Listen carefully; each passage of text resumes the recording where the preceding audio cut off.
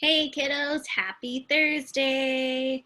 If you don't already have it, go and grab your literary elements from yesterday's story, Florence and Leon. We're going to use that graphic organizer today to help create something that you also did with Miss Baker called a paragraph. You guys know what that is, right? Okay, so once you have that paper, I want you to just notice that your words are probably different than mine. And that's because we have different thoughts than each other and we have different brains than each other, and that's okay. I don't want you to erase what you have to copy mine, okay? I want you to keep your own words. So I'm going to show you my graphic organizer, and I will warn you, I'm not able to draw on my computer, so I just use pictures from the story. All right, so here's our graphic organizer. Let me zoom in a little bit here. Okay. Characters, Leon and Florence, setting, pool, soccer field, corner cafe, and during the day. Okay. Then I went and filled this in. First, Florence and Leon discover that they are different from each other. And here I put the different straws. Then Florence bumps into Leon and they decide to go to the corner cafe later. Here's that picture. Next, at the cafe, they talked a lot and got to know each other. Here's them at the cafe. Last, Florence and Leon became best friends. And then here's them walking away together. Okay, so from this, we are going to start our paragraph. When we create a paragraph about literary elements, we first need to introduce our story. And that's what this part is right here. Okay, so we're going to create a summary. This is a type of paragraph or a type of writing, a summary that tells about this story. So the purpose of this is, like, say you really like this story and you want to tell your mom and dad about it, but you don't have time to read them the whole book or you can't get the book. Okay, so a summary, you would just tell them the important parts of the story, right? So that's what we're going to be doing in our paragraph. So how we start a paragraph is always with an indentation, okay? An indentation, when we're writing, is 2 finger spaces. So the way this works is, let me show you on a piece of paper here. Here's my paper. And you see this pink line right here? Probably have a hard time seeing it. Oh, this one. This pink line. You're going to put 2 fingers just like this right next to the pink line. And then right here on the other side of your fingers, that's where you're going to start your paragraph. Okay? So it's going to look something like this.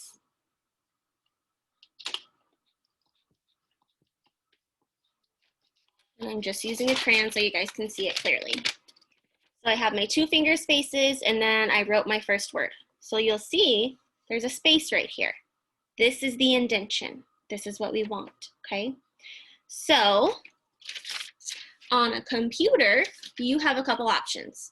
You can use the space bar, you can push it 5 times, or you might have a button on your computer that says tab. In my case, I have a button that says tab, so I'm going to push it and watch what this little line does. Boop, it moves over. It creates my indentation for me. So that's where I'm going to start, okay?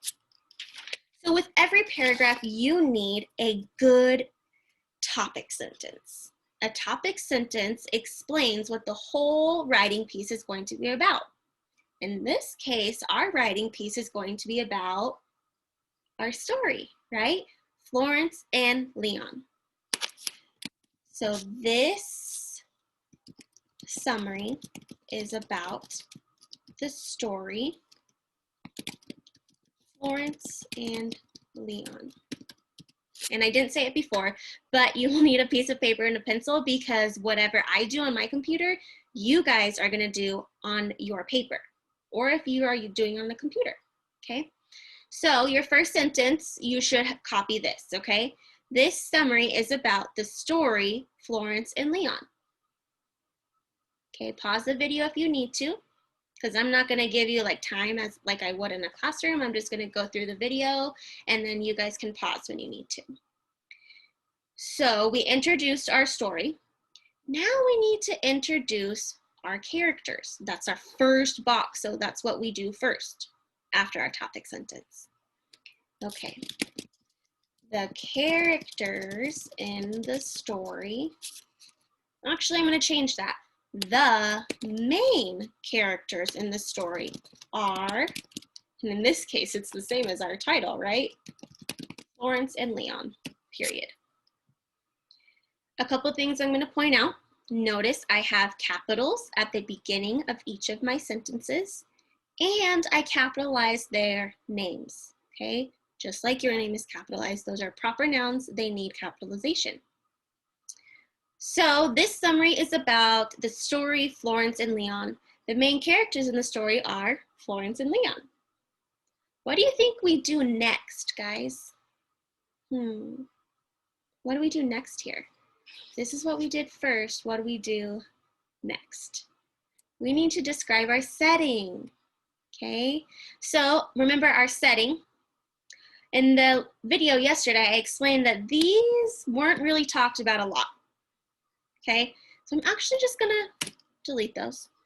Not a big deal. And you can cross them out on your paper if you want to, or you can leave them there. This is the main setting of the story. So that's what I'm gonna use. Okay, and I'm gonna start with the setting of this story is, okay, how could we fill that in? How could we finish that sentence? We need to mention the corner cafe and during the day. So how would you finish that sentence? The setting of the story is at the corner cafe during the day. Simple as that. Right? All right, guys, let's check back at our graphic organizer.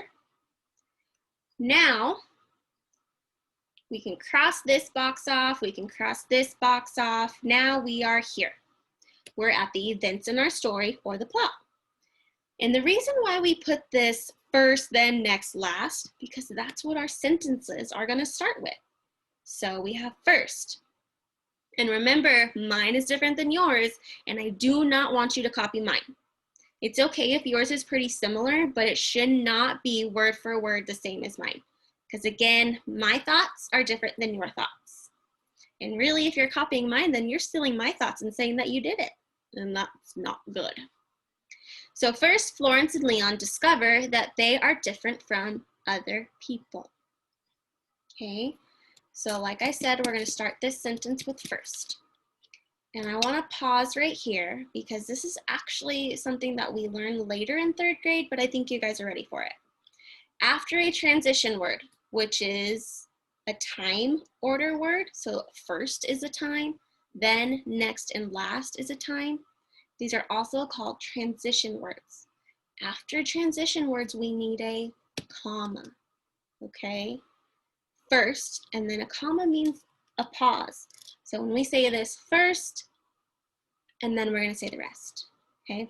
And I'm going to leave this blank, but I'm going to give you an example before I make it blank.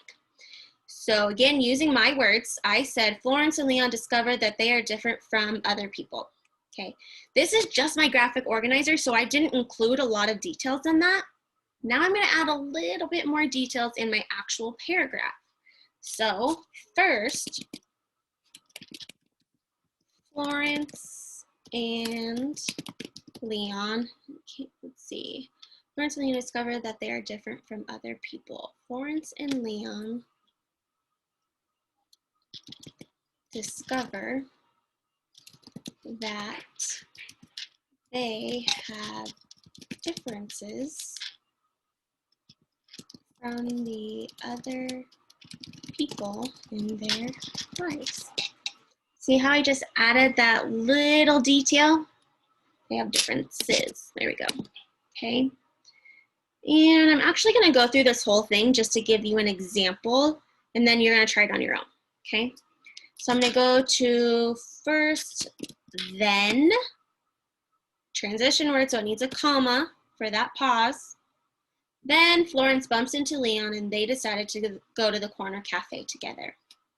Then when Florence is on her way to work, she accidentally bumps into a man named Leon and they fall down. See how I stretched out that sentence, added more details? I added when Florence was on her way to work, I added accidentally, and then I added they fell down. Okay, now I'm gonna go to next. Next, transition word, so comma. At the cafe, they talked a lot and got to know each other. Oh wait, I forgot part of my sentence. They decided to go to the corner cafe together. That's important because if I don't mention that, then we're jumping from when they fell down, and now I'm gonna say that they were talking at the cafe. No, I need to mention that first they went to the cafe. So then when Florence is on her way to work, she accidentally bumps into a man named Leon and they fall down.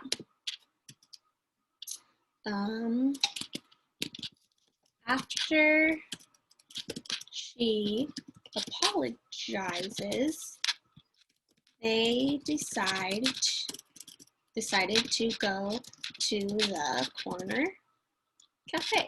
That's important. And it's okay to have more than one sentence. We just don't want to make it too wordy. Okay, now I'm on next. At the cafe, they talked a lot and got to know each other. Next, when they got to the cafe, they started asking questions about each other.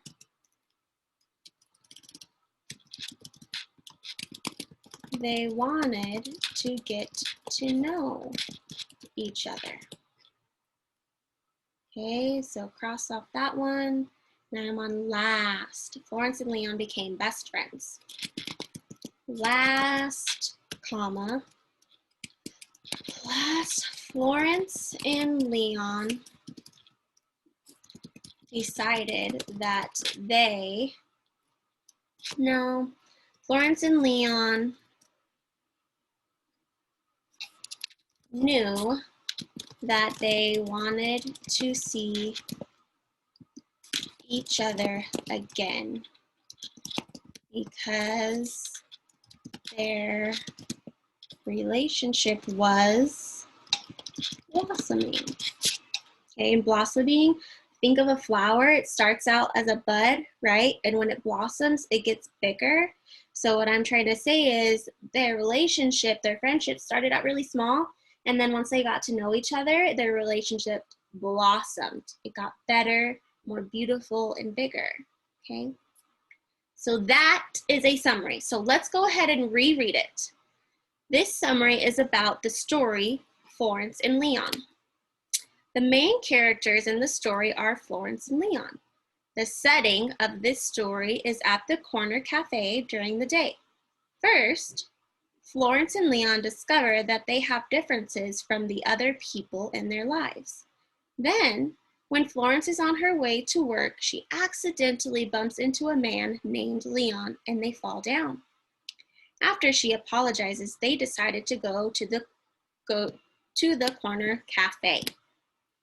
Next, when they got to the cafe, oops, typo, they started asking questions about each other.